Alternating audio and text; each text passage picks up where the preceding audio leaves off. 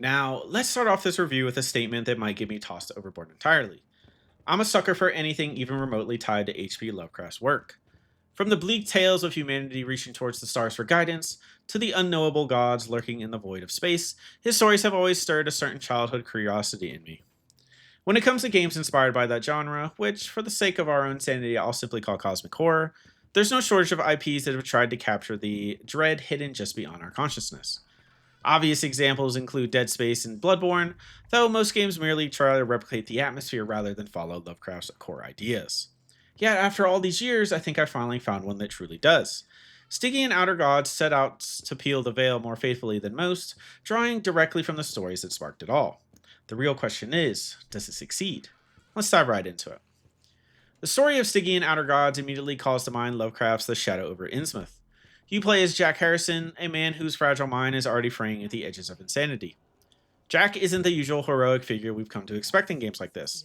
His connection to forces beyond human comprehension has already broken his life apart, with nightmares plaguing him nightly, among other hallucinations. Things seem to get worse when his former love interest Victoria returns with a desperate proposition that only Jack can assist with. Join her in the haunted town of Kingsport, where Jack's long lost father has reportedly resurfaced, and uncover the source of the madness consuming it. Hesitant but desperate to discover whatever happened to his father, which isn't really told to us in the beginning, Jack agrees, setting in motion a descent equal parts tragic and terrifying in the same breath. The story quickly pushes Jack and Victoria into deeper chaos when their ship runs aground and their party is scattered to the wind. Alone in Kingsport, the town itself emerges as your greatest enemy.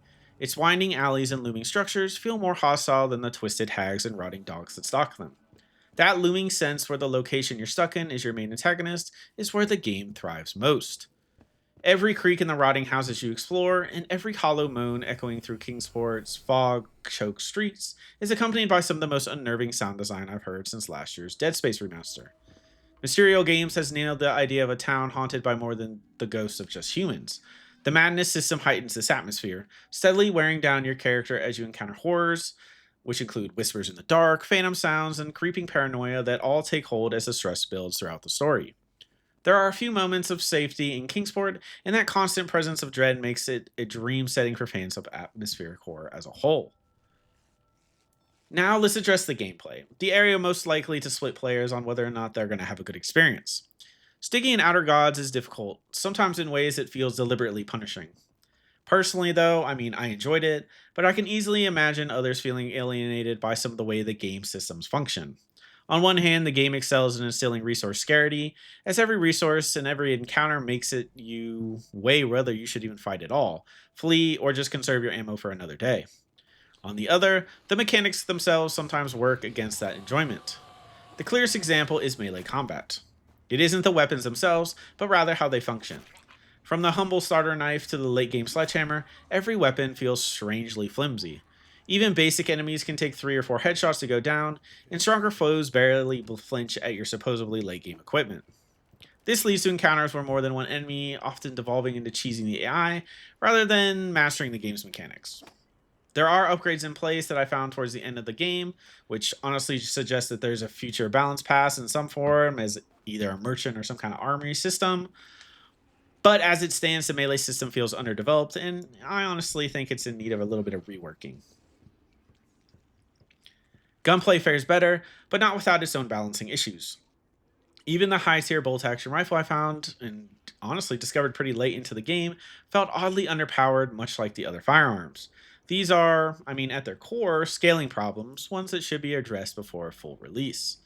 The bones of a tense survival focused combat system are there, and I do appreciate the emphasis on skill over button mashing, and honestly, I just think it needs a little bit of refinement. I'll go out as far as to say that I really enjoyed it, but it is unnecessarily hard in some sections, which, if you're like me and you kind of appreciate that, then hey, you're going to love it. But if you're the type that doesn't want to get bullied just because the game systems in place are kind of not really beneficial towards you in every situation, then you might hate it a little bit. But on a brighter note, the inventory system is a standout. If you enjoyed Resident Evil 4's iconic grid-based item management system, you'll feel right at home here. Exploration rewards you in a varied mix of crafting materials, ammunition, and quest items that are all competing for space in your inventory.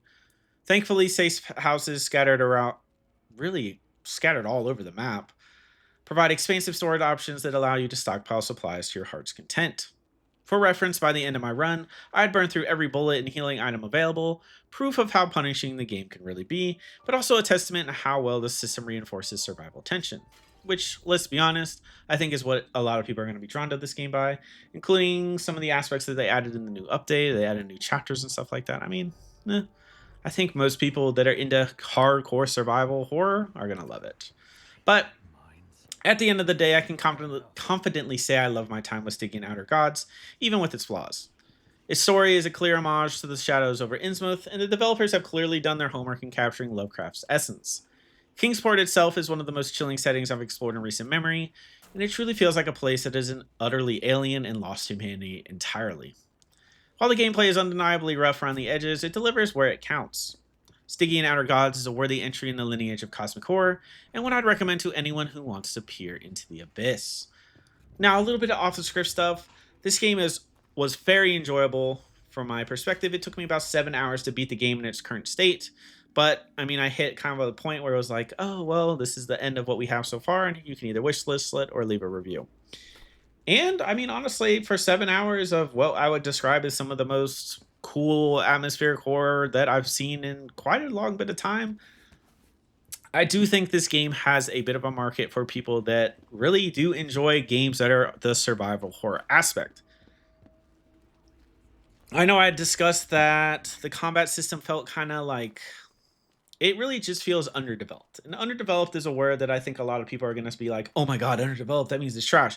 No, and it's totally manageable. I made it all the way through. I mean, I constantly found myself kind of just adapting to what I needed to do. I mean, I bought this late game weapon and I was like, oh my God, this is going to save me so much.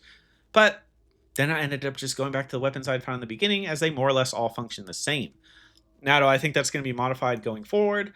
Yeah, I'd like to believe so. The gunplay, like I said, isn't terrible. I mean, you're really always aiming for the head because most things die 2 shots to the head. But where we get into the idea of everything not scaling appropriately is where if I have a full clip of rifle ammo and I'm shooting it into a singular normal enemy 4 or 5 times, and this is supposed to be a late game weapon, I mean, it kind of defeats the purpose if I cannot kill said enemy in a way that feels productive. So, negative, really the only negative I have is the combat, and even that, I mean, it's really just a get good moment, as dumb as that sounds. It is survival horror at its core, and more often than not, I was running for my life or trying to fight in the most desperate situations possible. But the most positive aspect of this game is the ambience and kind of the world around you and the environments and how they're built. They're all amazing. The game is probably one of the most accurate to the Shadow over Innsmouth, which I feel like I keep saying that wrong. Novel, like town hidden in the fog. There's shady stuff going on with the occult. There's like a lingering presence of something that you don't really understand. And though the game kind of ends after this 7 hours with the idea that it's probably going to continue, I do think what they have in its current state, because I ran into a couple things where I was like, oh, this is clearly meant to be something. It's all spooky. It's great. It does the survival horror aspect really well. And honestly, I really enjoyed this game and was really sad when I hit the stopping point. If you're a fan of survival horror, you'll probably love this game. And yeah, as always, I hope y'all have a good rest of your day, good rest of your month, a good rest of your year. Next review up will be probably Metal Gear Solid or Sword of the Sea, because I'm playing a little bit of that on my PlayStation right now. And yeah, as always, I hope you have a good rest of your day, good rest of your month, a good rest of your year, and I will see you on the next video.